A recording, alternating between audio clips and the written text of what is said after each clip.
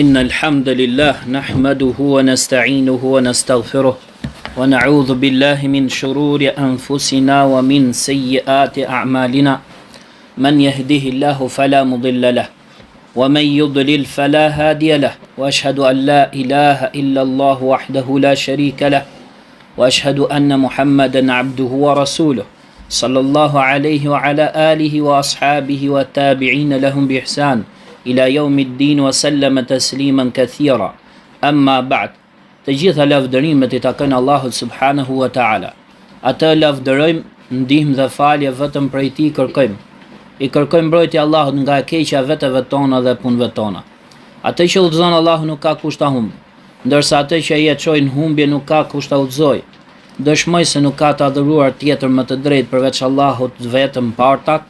Po ashtu dëshmoj se Muhamedi sallallahu alaihi wasallam është robi dhe i dërguari i tij. Lëvdata e shumtë dhe shpëtimi i madh i Allahut qoftë mbi të, mbi familjen dhe shokët e tij, si dhe mbi të gjithë ata që i pasuan ata me përpikmëri deri ditën e Kiametit. E më pas, vëllezër të nderuar, vazhdojmë mësimin në librin Gjunahet e mëdha të Imam Adh-Dhahabiut, Allahu mëshiroft, me shpjegim dhe komentim të Sheikh Sulejman Ar-Ruhailit, Allahu ruaj. Në mësimet e kaluara përfunduam gjunahun e 5 të madh që ishte mosdhënia e zakatit. Ndërsa sot me lejen e Allahut do të vazhdojmë me gjunahun e 6 të madh që është mos respektimi i prindërve. Ndaj Imam Adh-Dhahabiu, Allahu mëshiroft, thotë se gjunahu i madh i 6 është mos respektimi i prindërve. Ndaj Sheikh Sulejman Ruhaili shpjegon dhe thot se ky gjunah i madh, pra që është mos respektimi i prindërve, ka lidhje me të drejtat e njerëzve. Ka lidhje me të drejtat e njerëzve. Dhe ky është gjunahu i parë i madh që përmend Imam Adh-Dhahabiu dhe që ka lidhje me këtë lloj gjunahu, që do të thotë që ka lidhje me të drejtat e njerëzve. Dhe Imam Adh-Dhahabiu, Allah më shëroft, e filloi me këtë lloj gjunahu, sepse kjo është e drejta më e madhe e njerëzve për robin. Pra e drejta më e madhe e njerëzve tek njeriu është e drejta të afërmëve të tij. Dhe e drejta më e madhe dhe më e detyrueshme e të afërmëve të robit është e drejta e prindërve të tij. E drejta e prindërve të tij. Që kështu që prerja e të drejtës së prindërve dhe mosdhënia e këtij haku prindërve është nga gjunahet më të mëdha që kanë lidhje me të drejtat e njerëzve. Që kanë lidhje pra me të drejtat e njerëzve. Sepse njeriu pra, ose si të thuash, bamirësia më e madhe e njerëzve ndaj njeriut, kush është bamirësia që prindërit e tij bëjnë karshi tij. Pra bamirësia më e madhe ndaj njeriut kush është bamirësia prindit karshi fëmijës vet.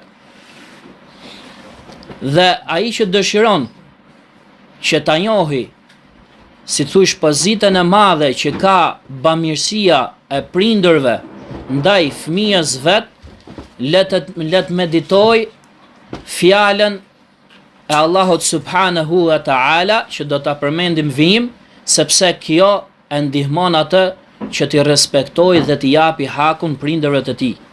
Pra let meditoj gjendjen e tij kur ka qenë i vogël. Pra njeriu të meditoj gjendjen e tij kur ka qenë i vogël dhe gjendjen e prindërve të tij se si janë sjellur me të në vogëli. Madje se si janë sjellur pra ata edhe përpara se ai të lindte. Ndaj Allahu subhanahu wa ta'ala thot: وَوَصَّيْنَا الْإِنسَانَ بِوَالِدَيْهِ إِحْسَانًا حَمَلَتْهُ أُمُّهُ كَرْهًا وَوَضَعَتْهُ كُرْهًا wa hamluhu wa fisaluhu 30 shahra. Thot, ne e kemi porositur njeriun që të sillet mirë me prindërit e tij. Dhe nëna e tij e ka mbartur atë me mos pëlqim për shkak të mundimit. Dhe e ka lindur atë me mos pëlqim për shkak të dhimbjeve që ka lindja. Ndërsa shtatzania dhe ndarja nga gjiri zgjat 30 muaj. Ndërsa në një ajet tjetër çfarë thot Allahu? Wa wassayna al-insana biwalidayhi hamalathu ummuhu wahnan ala wahnin wa fisaluhu fi 'amayn an ishkur li wa liwalidayka ilayya al-masir. Ne kemi porositur njeriun që me prindërit e tij dhe nëna e tij e ka mbartur atë me vështirësi mbas vështirësie dhe ndarja nga gjiri bëhet mbas 2 vitesh. E kemi porositur atë që më falënderoj mua, thot Allahu, dhe të sillet mirë pra me prindrit dhe tek unë është kthimi juaj.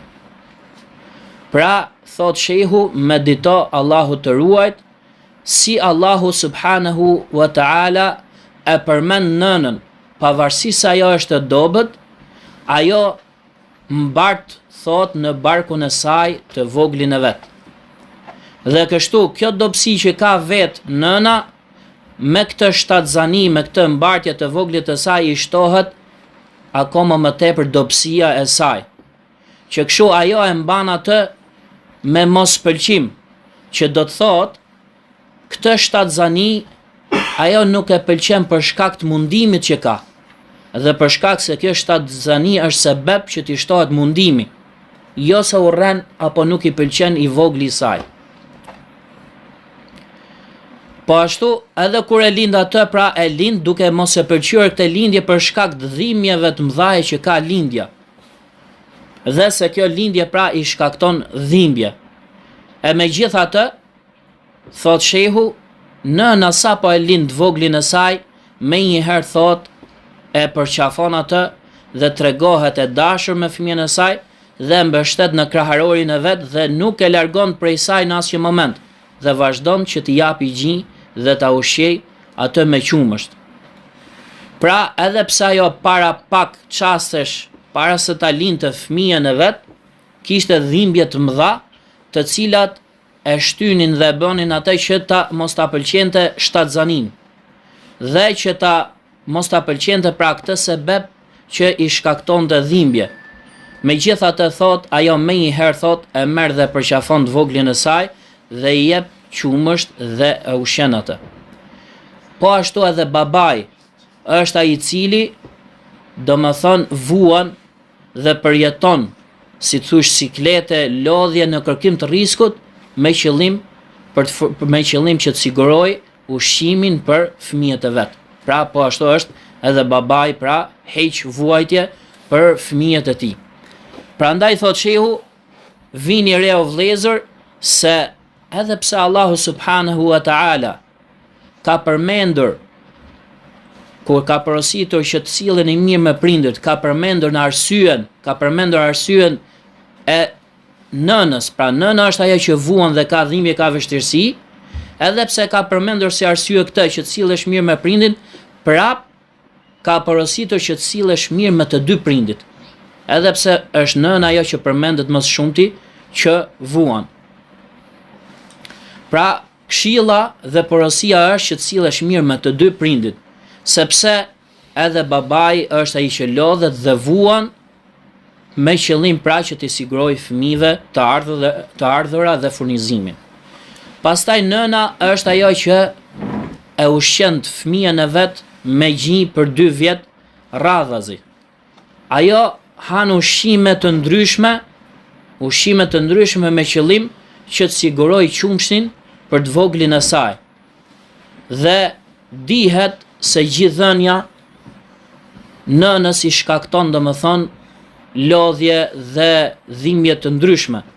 Megjithatë, ajo kujdeset për ta ushqyer mirë me qumësh fëmijën e saj dhe pastaj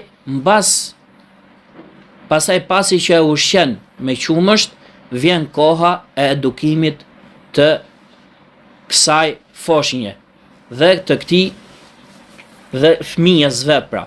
Vjen koha e edukimit. Dhe edukusit e këtij fëmije pra janë prindërit e tij, të cilët e edukojnë atë që ku është në moshë të vogël. Dhe pikërisht kjo është ajo që përmend dhe cek Allahu subhanahu wa taala në fjalën e tij ku thot: "Wa qul rabbi irhamhuma kama rabbayani saghira." O Allah, o Zoti im, më shiroj ata dy ashtu sikurse më edukuan dhe më rritën kur unë isha i vogël.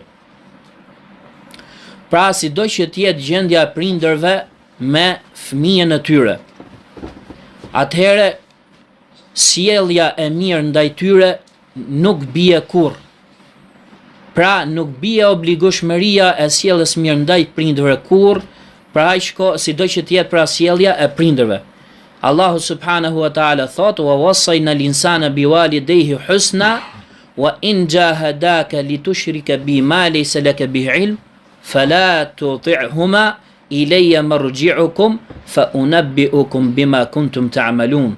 Ne e porositëm njeriun që të sillet mirë me prindërit e tij, dhe nëse ato të luftojnë ty që të më bësh shirk apo ortak mua, atëherë për diçka që nuk e di, atëherë mos ju bind atyre. Dhe tek unë është kthimi juaj dhe unë ju njoftoj juve për atë çfarë ju punonit dhe vepronit.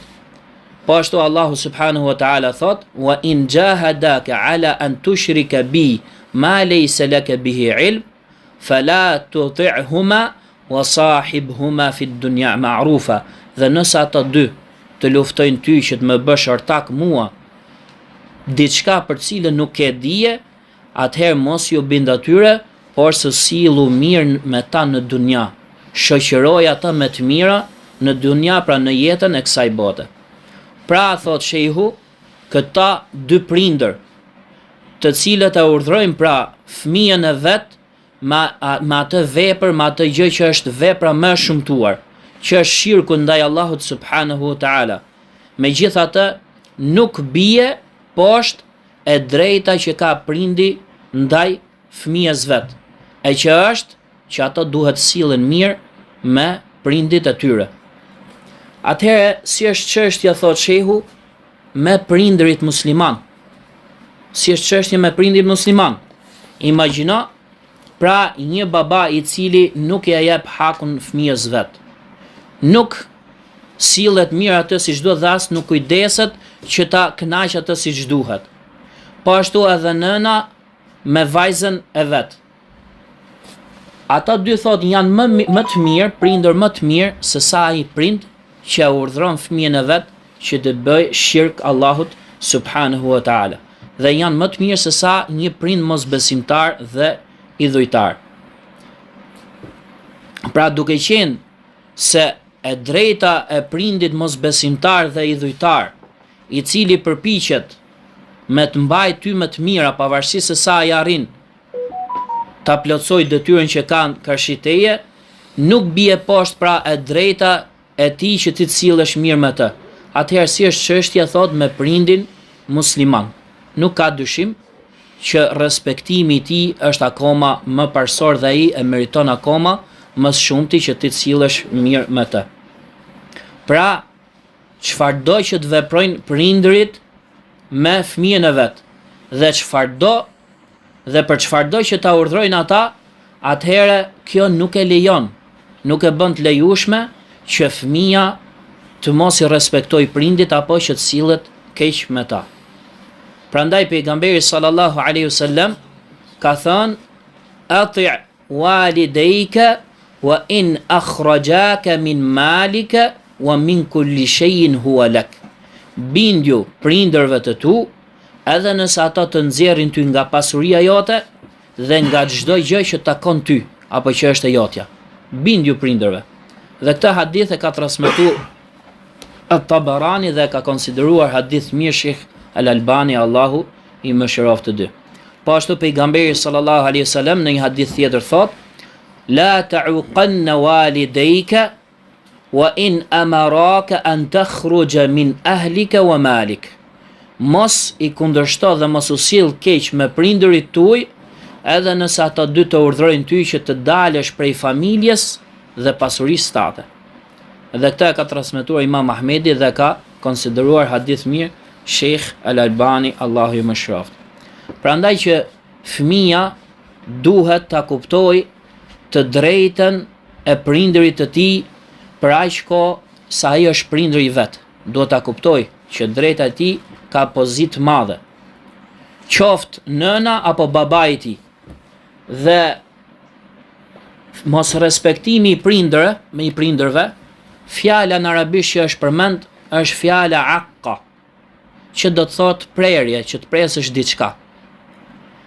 Edhe që do të thotë prerja të drejtës së prindërve, që është respektimi i tyre.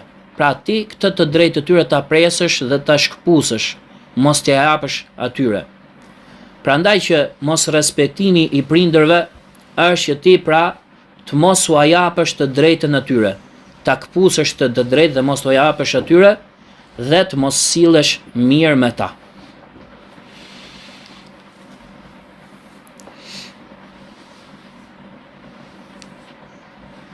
Pra, kjo mos respektim që bëhet ndaj prindërve, ose është diçka që dikush e bën plotësisht, pra ai gjithmonë sillet keq me prindit, ose është diçka e pjesshme, që herë sillet mirë, e herë sillet keq. Prandaj që njeriu nuk duhet t'i nënçmoj prindët e tij. Edhe as t'i dëmtoj ata qoftë me fjalë apo qoftë edhe me vepra. Pra siç e tham, mos respektimi i prindërve është që ti mos a japësh atyre hakun që i takon. Dhe kjo padrejtësi që u bëhet atyre bëhet ose me diçka të keqe, pra që ti ndërpret sjelljen e mirë ndaj tyre dhe fillon sillesh keq me ta. Ose nuk i shoqëron me të mira në jetën e kësaj bote. Ose ti i zemron ata dhe i nënçmon ata, si dhe thot shehu prej nënçmimit që ti bën ndaj tyre është kur ti ndjen turp prej prindërve tu kur je në mesin e shokëve tu. Pra ti ndjen turp thot dhe ndihesh i turpruar nëse të vjen babai yt tek shokët e tu që takohet me ta.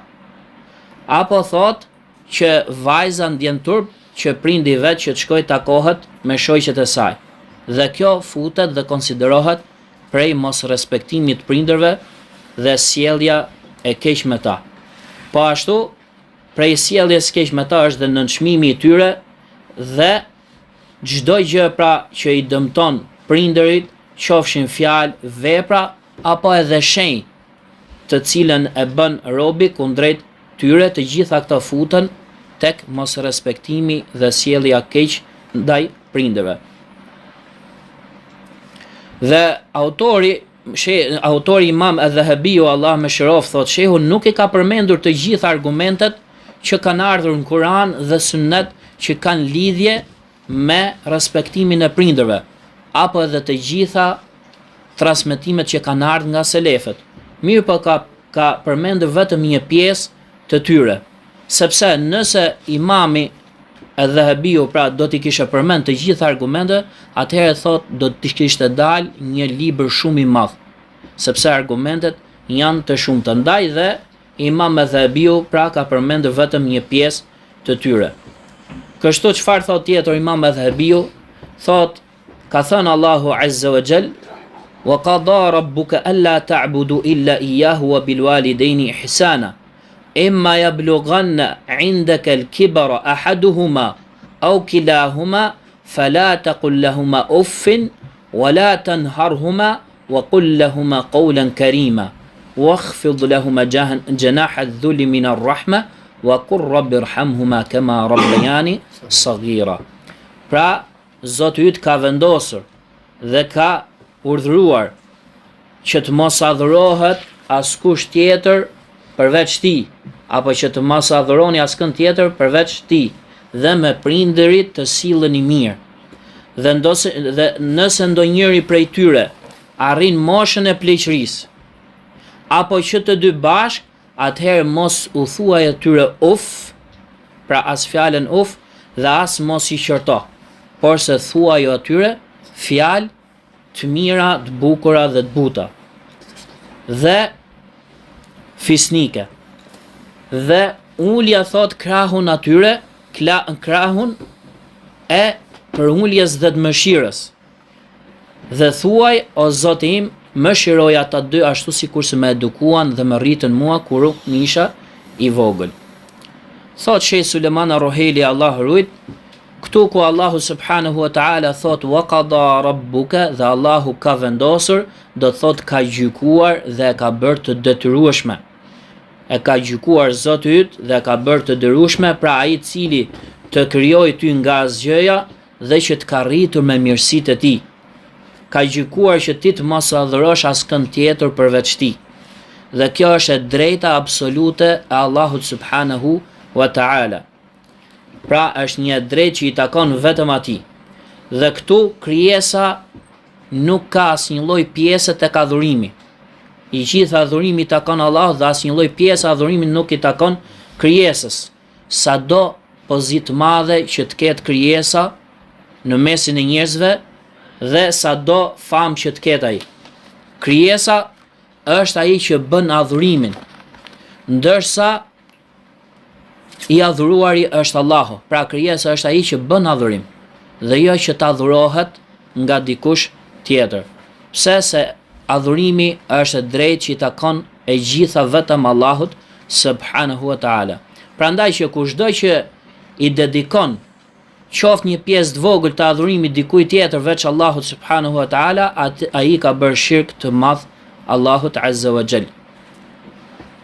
Prandaj që thot shehu, nëse një njeri do t'i lutej ndonjë engjëlli prej engjëve, apo ndonjë pejgamberi, apo ndonjë njeriu të mirë, atëherë ai me këtë thot i bën shirk të madh Allahut azza wa jall. Dhe i gjitha adhurimi, qoftë pak apo shumë, është drejt absolute që i takon vetëm Allahut. Prandaj që Allahu ka gjykuar dhe ka bërë të detyrueshme që të mos adhurojmë asgjë tjetër, pra përveç tij. Dhe kjo në gjuhën arabe është kufizim absolut. Do të thotë që adhurimi është drejt absolute vetëm Allahut. Pastaj thot me prindrit sillu mirë. Pra ka gjyku dhe ka bërë detyrueshme që të sillë mirë me prindrit.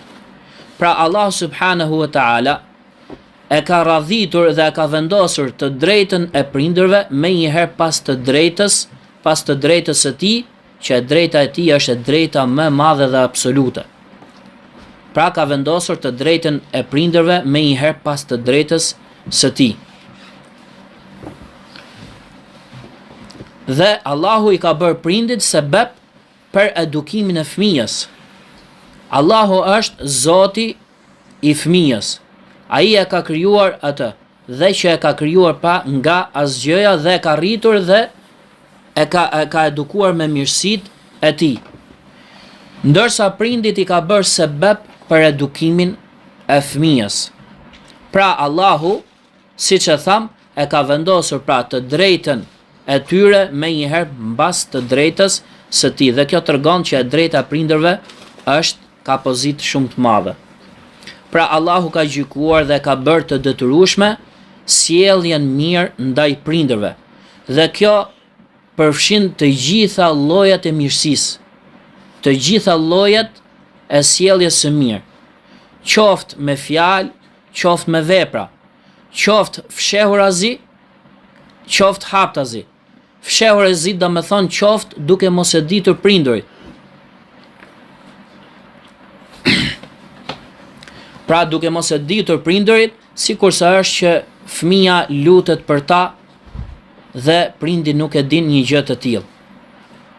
Apo duke i përmendur të mirat e tyre në prani të prindërve të vet. Pra je i obliguar që të sillesh mirë, të flasësh mirë, qoftë fshehurazi, qoftë haptazi, pra ndaj prindërve të tuaj.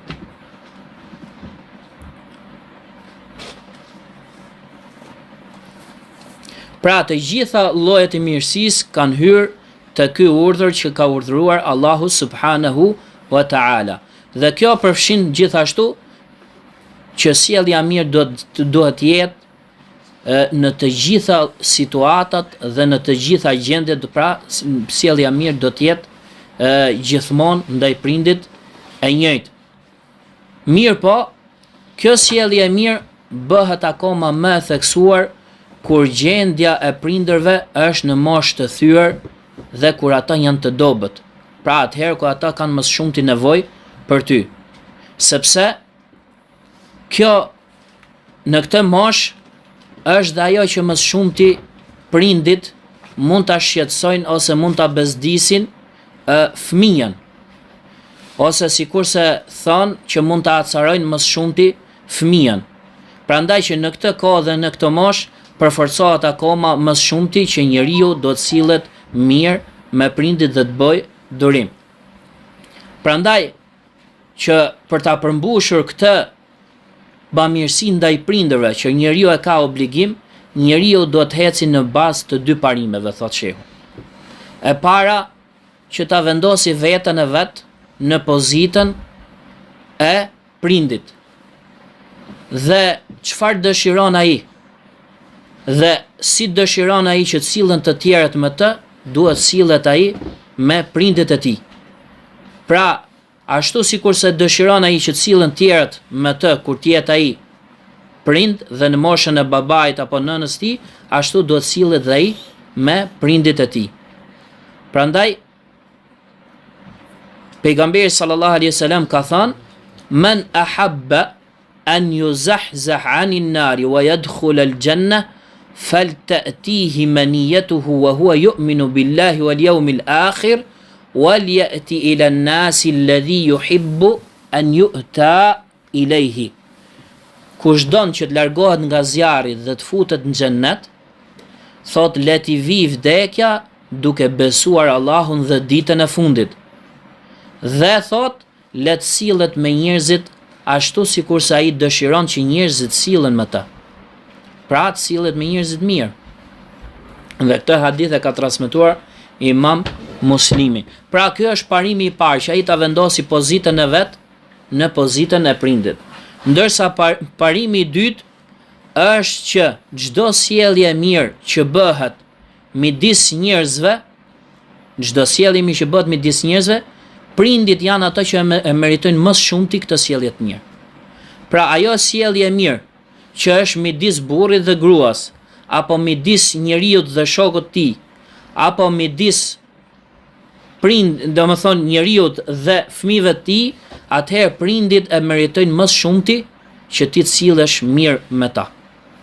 Prandaj ka ardhur në një hadith tjetër se një burr erdhi tek i dërguari i Allahut sallallahu alaihi wasallam dhe i tha: "O i dërguari i Allahut, ja Rasulullah, man ahaqqu an-nasi bi husni sahabati aw suhbati?" Ndoshta mund të jetë gabim shtypi këto. Thot: "O i dërguari i Allahut, kush është njeriu që e meriton më shumë të sjelljen e mirë pra ndaj tij?" Ai thot: "Nëna jote." I thot: "Po pastaj." Prap i thot: "Nëna jote." I thot: "Prap po pastaj." I thot: "Nëna jote." Dhe herën e katërt i thot pastaj është babai i jot. Pra, njeriu që më shumë të meriton sjelljen e mirë ndaj tij janë prindërit e tu. Prandaj që njeriu do të sillet me ta ashtu sikurse dëshiron pra që njerëzit sillen mirë me të. Pra thot shehu, Allahu të ruajt, o ti njeri pra zbatoj këto dy parime që ta si thush ta njohësh mirësin me të cilën pra duhet sillesh me prindërit e tu.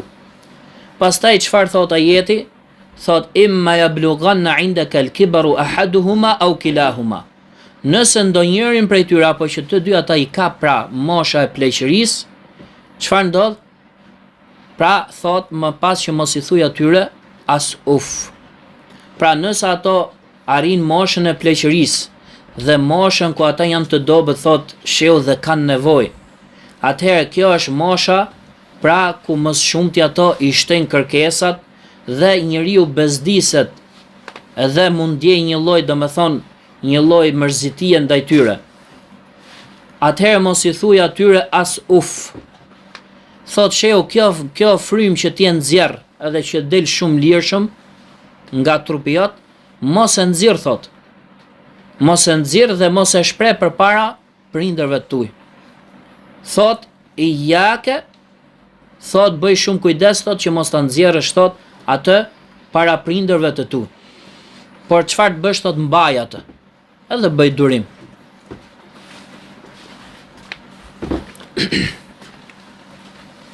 Pra mbaj atë thot dhe bëj durim dhe mos e shfaq atë përpara prindërve të tu.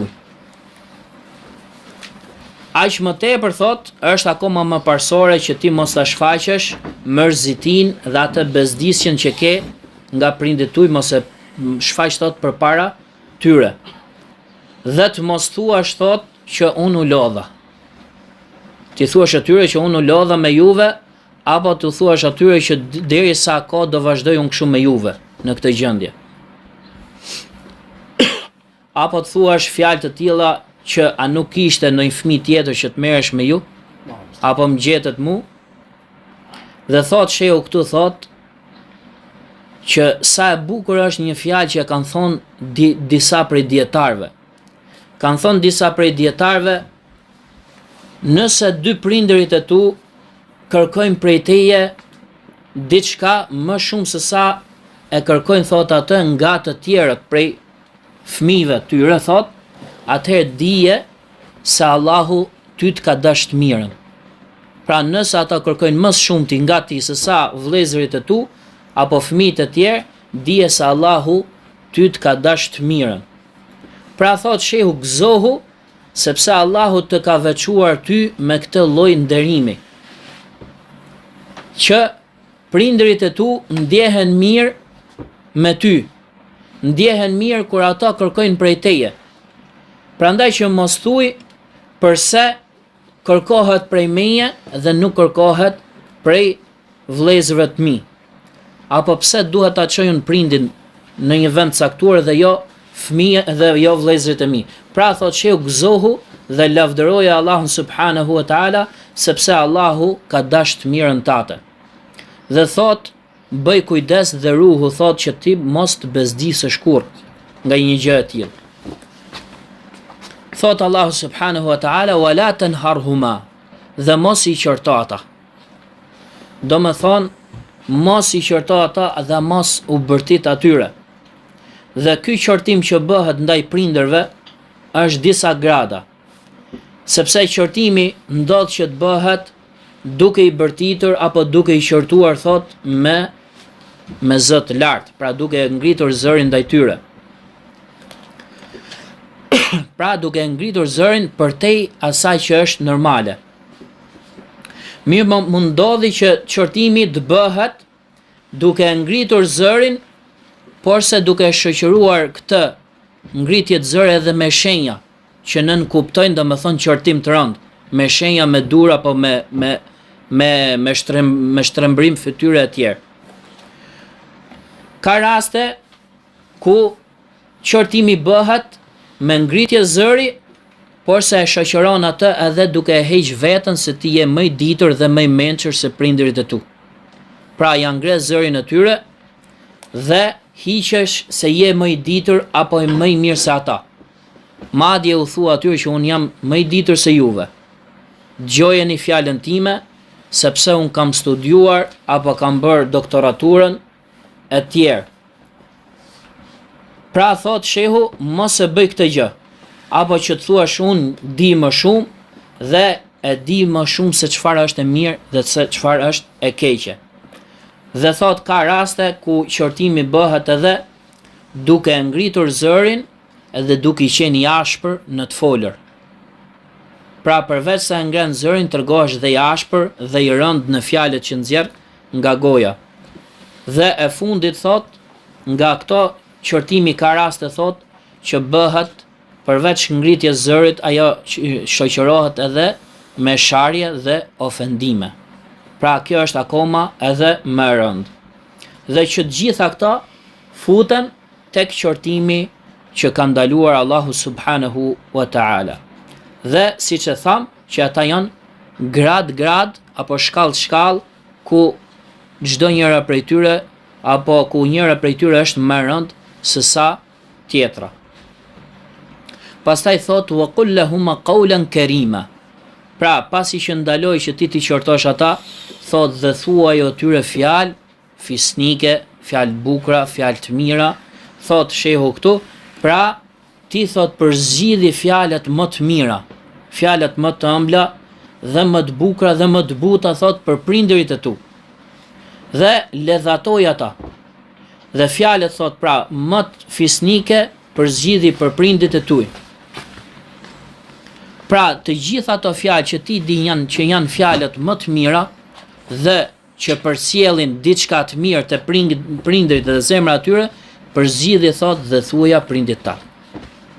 Wakhfid lahuma janaha dhulli min ar-rahma. Ngule krahun e përulësisë dhe mëshirës thot për ta.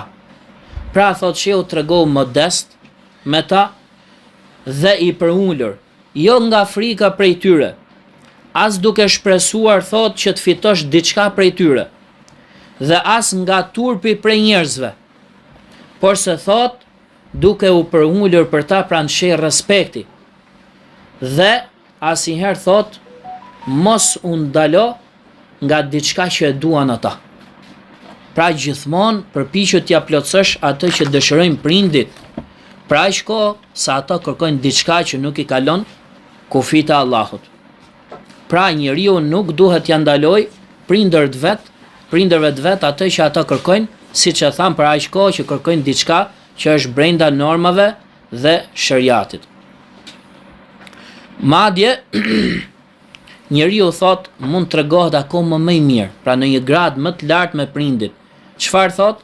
Kur ti kupton dhe mëson që prindi yt ka qef diçka, edhe i pëlqen diçka, atëhere bëhet e dashur për ty kjo gjë që dëshiron prindi yt.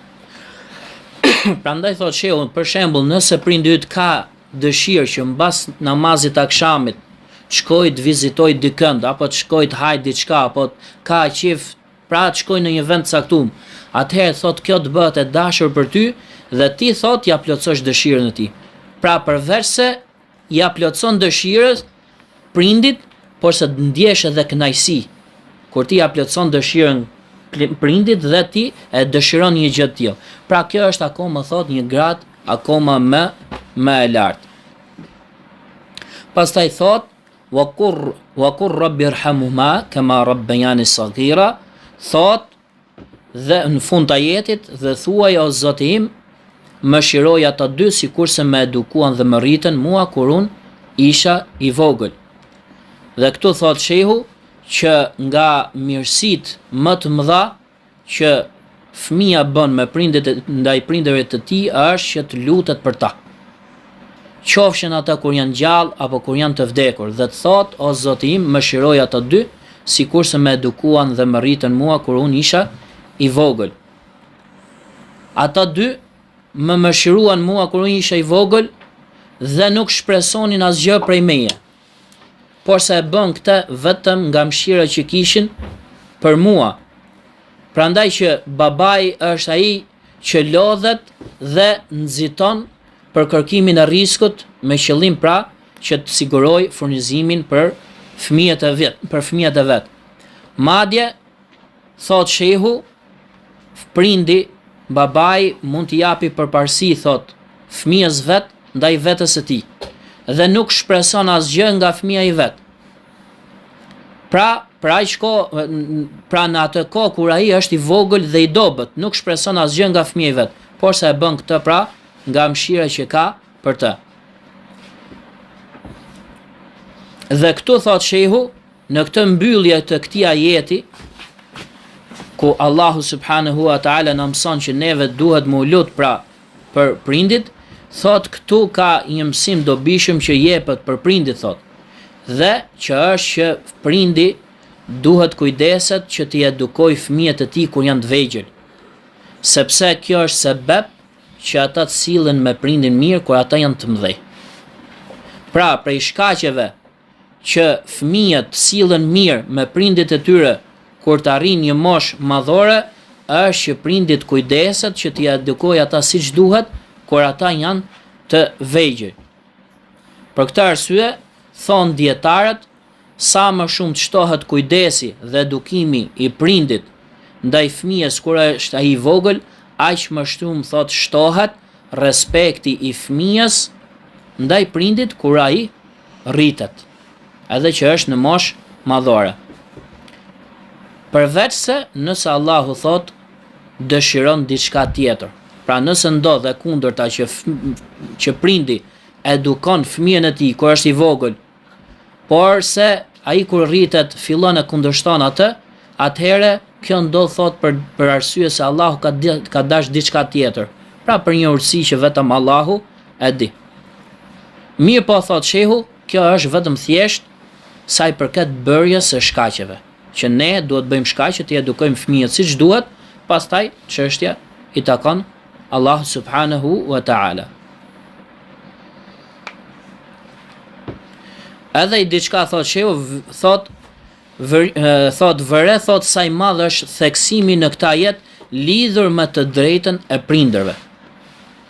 Sepse këtu Allahu subhanahu wa ta'ala në këtë ajet ka bashkuar midis urdhërimit për respektimin ndaj prindërve dhe ndalimit nga qortimi ndaj tyre dhe sjellja e keq ndaj tyre.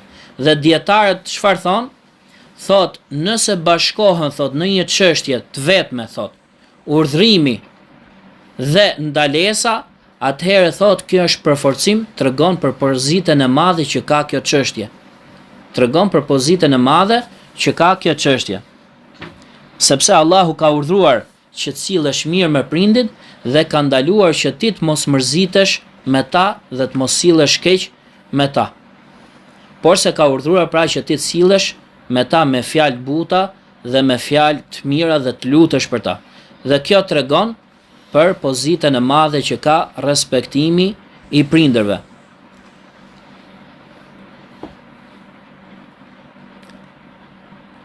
Pastaj thot për ta mbyllur, shkurt fare thot Imam Adh-Dhahabiu, ka thënë Allahu subhanahu wa ta'ala, wa wassayna al-insana biwalidayhi husna wa in jahadaka litushrika bi ma laysa laka bihi ilm fala tuti'huma ilayya marji'ukum fa unabbi'ukum bima kuntum ta'malun.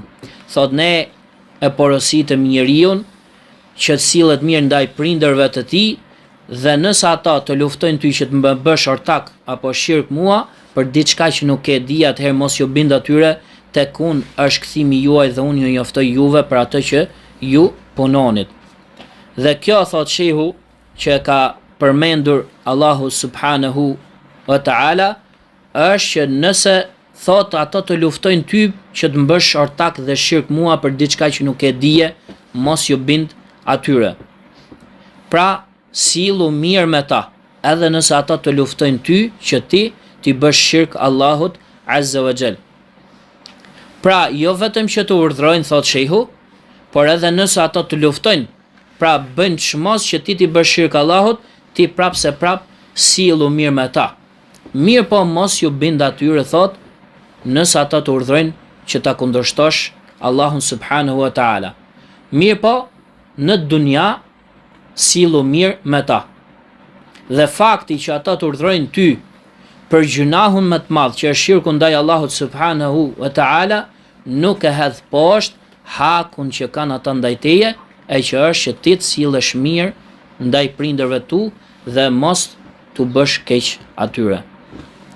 Me kaq mjaftohemi inshallah, wa sallallahu ala nabina Muhammad wa ala alihi wa sahbihi ajma'in. Alus Allahu na bëj dobi mua dhe juve me këto mësime dobishme.